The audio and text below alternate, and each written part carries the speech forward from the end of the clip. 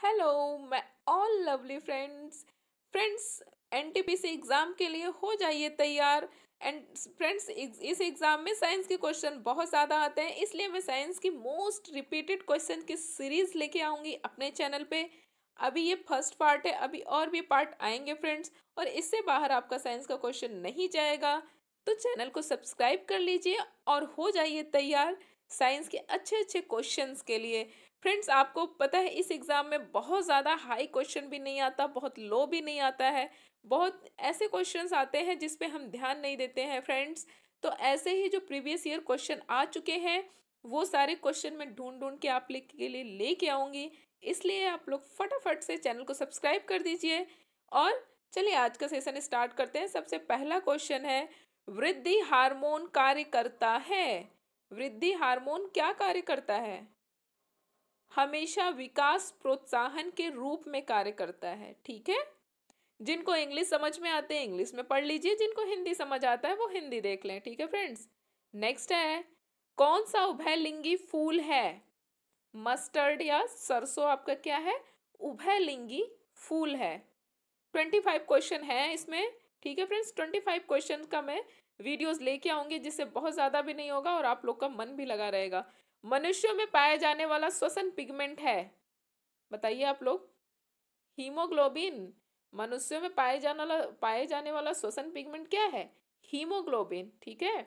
Question 4, कौन सा plasma protein रक्त के स्कंदन में निहित है? बताइए बताइए। फैब्रिनोजेन। ठीक है। नेक्स्ट है, किस जानवर में अपेक्षाकृत लंबी आंत है? बताइए जल्दी। खरगोश। ठीक है। क्वेश्चन 6, यौन प्रजनन में माता पिता का योगदान होता है। अपने जीन्स का आधा हिस्सा, यहाँ पे को हो गया है फ्रेंड्स, यहाँ पे का रहेगा। ठीक है। अपने जीन्स के आधे हिस्से का योगदान होता है माता पिता का। ठीक है। नेक्स्ट, कौन सी कोशिकाएं जड़ों से पौधों के अन्य भागों तक जल का परिचालन करती हैं? क्वेश्चन 7 है ये, बताइए जल्दी। जाइलम। ध्यान रखिएगा। ठीक है। जड़ों से पौधों के अन्य भागों तक जल किसके द्वारा जाता है? जाइलम के द्वारा, जो छोटे छोटे छिद्र होते हैं। ठीक है। नेक्स्ट, एक पशु के शरीर की सबसे बड़ी कोशिका कौन सी है? बताइए आप लोग। न्यूरॉन। किसके शरीर की? पशु के शरीर की सबसे बड़ी कोशिका। ध्यान रखिएगा, मानव नहीं बोला है मैंने, ह्यूमन नहीं, एनिमल। ठीक है। किस अभिक्रिया द्वारा उच्च प्रतिक्रिया वाली धातुओं का शुद्ध पिघले हुए अयस्क से निष्कासन होता है?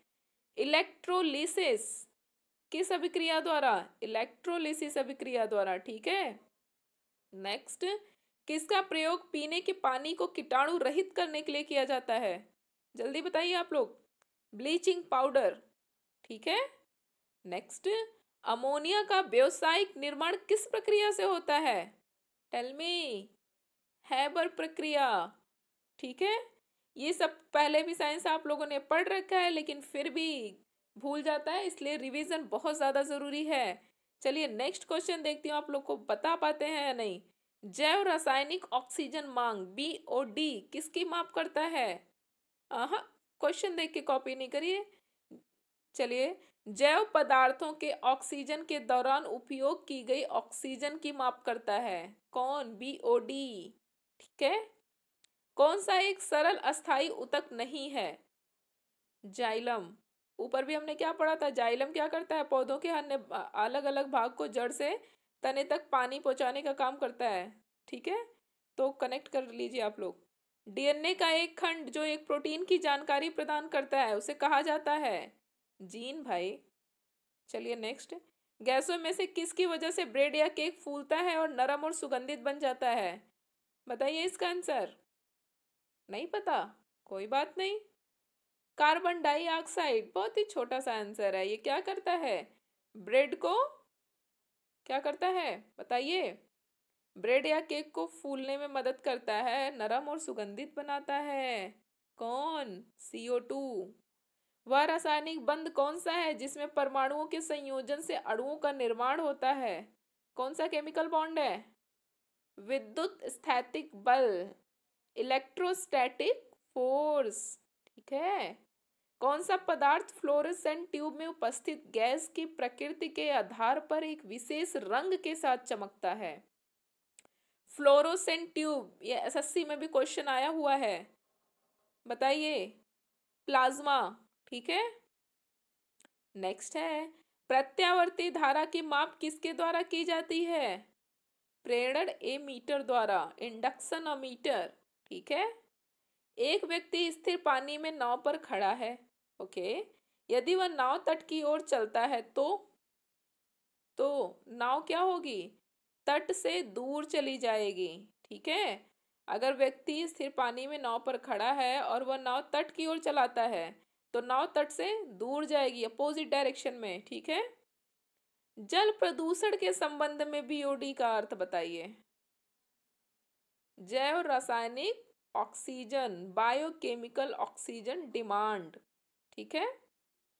पेड़ की आयु का निर्धारण होता है, बताइए भाई कैसे होता है? वार्षिक वलय की संख्या से, नंबर ऑफ एनुअल रिंग्स, ठीक है। मनुष्यों में एक संयोजी ऊतक के उदाहरण को पहचाने, क्या है?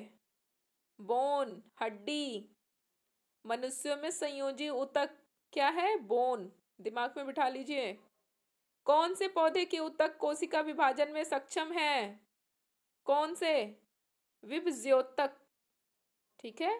नेक्स्ट, ओ सॉरी, किस कोशिकांग को कोशिका का मास्टर कहा जाता है? Which cell organ cells is called the master of the cell? केंद्रक। किस कोशिकांग को कोशिका का मास्टर कहा जाता है? केंद्रक। ये भी अगर ये भी क्वेश्चन आ जाए कि कोशिका का मास्टर किसे कहा जाता है तो केंद्रक हो जाएगा, ठीक है। नेक्स्ट है, मानव शरीर में रक्त कैल्शियम स्तर की वृद्धि कौन करता है? बताइए जल्दी। पैराथोर्मोन, ठीक है। मानव शरीर में रक्त कैल्शियम स्तर की वृद्धि कौन करता है? पैराथोर्मोन, ठीक है फ्रेंड्स। आज का 25 क्वेश्चन का ये वीडियो था जो कि समाप्त हुआ। आई थिंक आप लोग को इंटरेस्ट आया होगा क्योंकि बहुत ही अच्छे लेवल के क्वेश्चन हैं। फ्रेंड्स, ऐसे ही सीरीज कंटिन्यूस आपको मिलती रहेगी और आपको साइंस के लिए इधर उधर भटकने की बिल्कुल भी ज़रूरत नहीं पड़ेगी, ठीक है फ्रेंड्स। चैनल को सब्सक्राइब कर दीजिए जिससे कि आपको सबसे पहले नोटिफिकेशन मिले और आपका टाइम बिल्कुल भी वेस्ट ना हो।